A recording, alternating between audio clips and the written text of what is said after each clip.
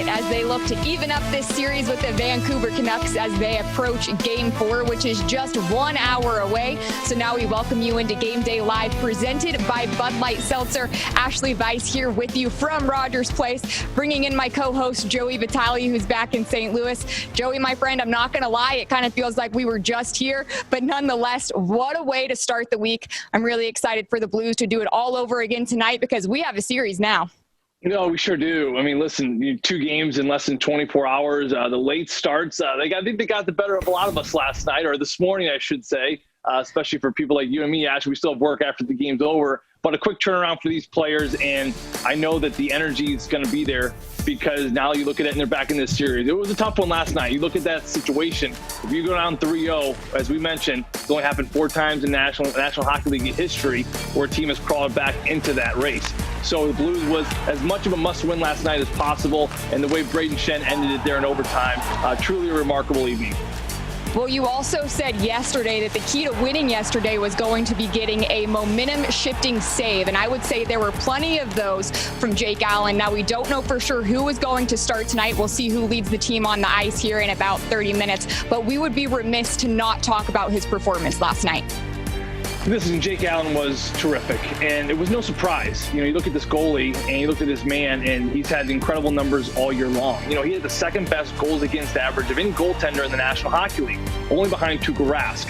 So to give you an idea of what kind of year he's had, look at his postseason. I mean, we all remember the heroics a few years ago in that Minnesota series where he basically stole the show in Minnesota. He is riding a 2 goals against average in playoffs as of his last 9 starts, I believe. Incredible numbers. And if you're on the St. Louis Blues team, if you know Jake Allen's in your net, he's probably not going to give up more than 2. So your job is really just to score 3 and you're going to win. That's exactly what happened there in that building last night. Jake Allen was terrific.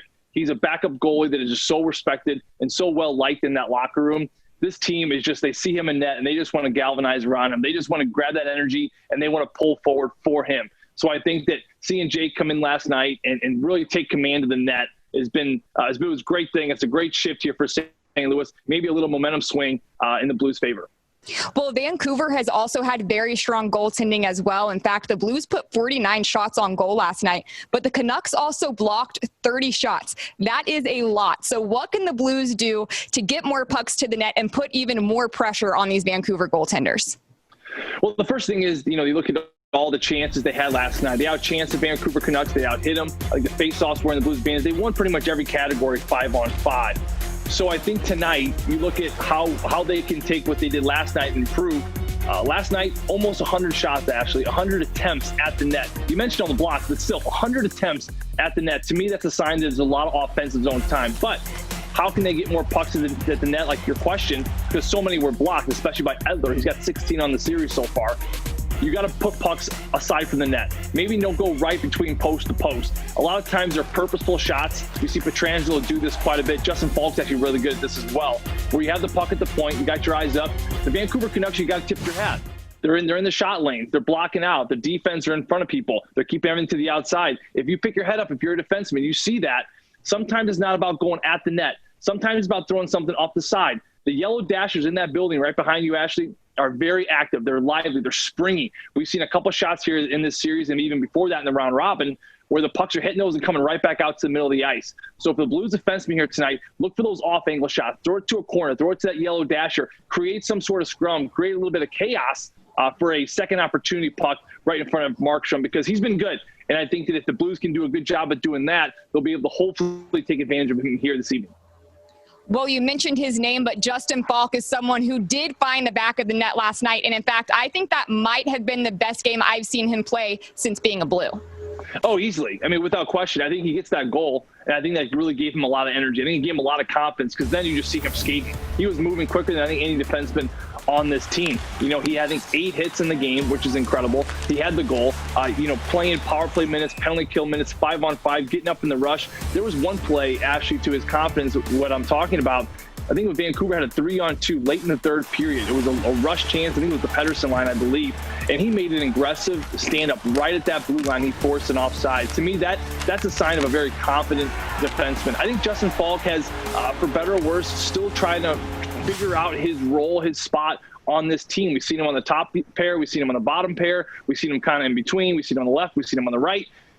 if they can get this kid going, and if we can find a role and a spot consistently for Justin Faulk, oh my goodness gracious, look out, because this is a defenseman who was built in Carolina. He's a strong top 25, top 30 defenseman in the National Hockey League. He's got an incredible shot. He joins rush. He's got so many great things. And if he can find that confidence and find that edge, again, look out. We could be looking at the best, I think, defensive core that's left in this playoffs.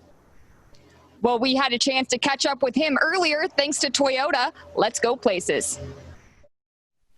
Well, Ashley and I, we had a long morning this morning, much like you players. Give us a fan's perspective, Justin, on what these, I guess, couple days are going to be like for you guys. I mean, weird situation of back-to-backs. I guess the league couldn't figure out a way to make a 5:30 on the first day and 8:30 on the second day or something, but 2 8:30 games for you back-to-back.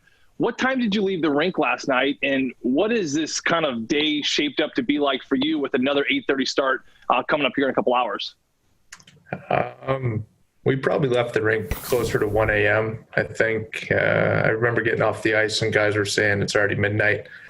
So by the time you do a stretch and cool down and shower up and change and get ready to go back and eat, you're in your room at 1 o'clock or so, maybe even just after for some guys. So it's a late night, but at the same time, with the 8:30 start, you end up being able to sleep in a little bit more. The morning skate, we're actually technically the road team right now, so we get the later morning skate. So that, not that we skated this morning, but our meetings and stuff for the morning can be a little bit later, and it's a little bit easier for us in that regard. So it's definitely different, and the back-to-back throws things off a bit, but having that much time throughout the day, not starting till 8:30, kind of gives you guys a little bit more time to rest up. Game times are kind of all over the map during this whole process. It seems like sometimes there's 1 o'clock games, 3:30 games, 8:30 games. Is there a certain time of day that you prefer a game to be for any reason? I think we're all used to the standard 7 o'clock start. Other than that, I like the 1 o'clock games. I like to kind of just get up and get after it and not have to sit around all day if I have a choice. But the 3 o'clocks, the 5, 8:30s, whatever it is, it's definitely a little bit different. And I think we've noticed that in playoffs, the start times get pushed back a little bit normal, or a little bit different than normal anyways. So we all have our comfort zone of what we like, and it's probably not what the start times are right now. Justin, you're a Minnesota boy, good Minnesota boy, the land of 10,000 lakes. So I figured you probably know one thing. You know water probably really well. And I've heard some rumors that players are having like water bottles shipped in from the outside when you have perfectly fine Aquafina water in the refrigerator in the lounge. Tell me you're one of those guys. No, I'm drinking the tap, actually. Oh, yeah. Nice. So Edmonton's finest. Whatever they have to offer is fine with me. I'm not I don't consider myself much of a water snob. I'll drink what's in front of me, and that's fine. But there are definitely guys getting water shipped in. But like I said, I'm not one of those. So whatever guys have their preference, and that's fine. But I like to keep it simple. Tap water, guys. So what's the best tap water in the league? There has to be somewhere with exceptional tap water. I don't know. There's probably some that are bad. More so than others. I guess I don't look up the water quality standards in every city. I just kind of go with it. I prefer the ones that are a little bit colder. So it's not the best situation when it's in the middle of summer and you're trying to drink tap water, but it gets a little bit warmer. I will say the Florida tap water, remember when we go down to Fort Lauderdale, that's got like an ocean stank to it. You know what I'm trying to say? I'd watch out for that Florida tap. It's funny, St. Louis tap water is actually one of the best tap waters in all the country. And a lot of bakers, I don't know if you're a baker, Justin, but a lot of bakers just use straight tap water. So there you go. I actually have looked up the tap water quality in St. Louis because I do drink a lot of that as well. And I'm happy with it. Nice. Well, back to hockey a little bit. You were all over the ice last night. What had you flying and feeling so comfortable, do you think? I don't know. I just think we were playing a pretty good team game. We were playing physical, playing their D pretty tough. And when we do that, we can create turnovers, and it allows the D to kind of be a little bit more active. And even when they were kind of coming up the rush with the puck, we had good back checkers. And anytime that's happening, it makes the game much easier for us defensemen, and just allowed me to kind of go about my day and move my feet a little bit more out there and get moving. Justin, what was it like having Jake Allen back in the net, and what does he mean to this group?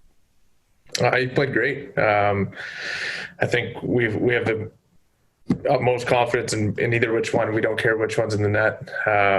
Both have played well for us all year. So whatever Chief decides to do and whoever he puts in, we're going to treat it all the same. We're ready to go, and more than happy to have either one of them in the net. And that's awesome to have. It's a great feeling as a defenseman and as a team to know that whatever's going on back there in goal, you have the confidence in them. You feel like you guys have some good momentum heading into tonight after a thriller last night? Yeah, I think our game's been building. Obviously, the round robin in the first two games didn't go as planned, but our game's been getting better and better. I think every game, and I think last night was probably our best one overall. And then obviously getting the win is huge. So I think the guys are feeling good, and that was a nice sigh of relief almost to just get that first win since being back out of the way. And I think boys are ready to get going and try and take it to them again tonight. Good stuff there from Justin Faulk. But now it's time to turn our attention to the St. Louis Post-Dispatch storyline with Jim Thomas. Hello again, Jim Thomas here in Edmonton, known as Canada's Festival City. In fact, we're right in the middle of something known as the Fringe Festival, although it's a virtual event this year due to COVID-19. Now, the Blues were on the fringe of playoff elimination prior to Sunday's dramatic victory over the Canucks in overtime. With each contest in this series, though, you can see the Blues getting more and more on their game, but mistakes continue to hurt. A too many men on the ice penalty led to one Vancouver goal Sunday. Another scored when two Blues defenders were hesitant about who should take the puck, leading to a turnover. Tony La Russa used to say about the Cardinals that they're men, not machines. But if the Blues can continue to tighten up their play and cut down on mistakes, they can get back in this series in a big way. That's tonight's Post-Dispatch storyline. Enjoy the game. Thanks, Jim. And for more on today's Post-Dispatch storyline, visit stltoday.com/blues. Joey, to wrap things up here, I just want to ask you how important you think it is for the Blues to keep their foot on the gas here and take advantage of this momentum while they have it. Well, it's an important thing, especially in playoff hockey, Ashley. You hear the term a lot with players is game-to-game momentum. You know, momentum is created in a game, and you hate to think that at the end of that game that it's all lost and it starts fresh the next game. And it doesn't work that way. I think game-to-game momentum is a very important thing, and it's something the Blues have used a lot in the last couple seasons. I thought that was their best performance since arriving in Edmonton. You can look across the board, put the power play aside. That was probably the only gray area of that game. 5-on-5 was exceptional. Forecheck was there. You're looking at Tyler Bozak, Jaden Schwartz. They're just humming like P-51 Spitfires. They didn't stop all night long. So for those guys, the offensive zone time is there. Defensively, the structure was there. Jake Allen was superior. With all those things put together, you've got to literally grab that. Look at all the great things you did yesterday evening, and you got to figure out a way to start with the drop of the puck here tonight and do the exact same thing and kind of shove it down the Vancouver Canucks' throat. You know, Ashley, it's like all those movies, you know, where there's the villains going after, you know, the good guy, and then there's a fight, and a fight breaks out, and then you think the bad guy's dead, and then the good guy goes up to the bad guy to see if he's dead, and all of a sudden, bam, he's not dead. Well, this is the chance to step on the throat, is the old expression in hockey. When you got a team down and out, you want to make sure that you pay for that. And if the Blues do that, I really have a great feeling they can even this series up here tonight. Well, let's hope for some more midnight magic as the Blues and Vancouver Canucks approach Game 4 here in downtown Edmonton. Thanks for joining us for Game Day Live, presented by Bud Light Seltzer.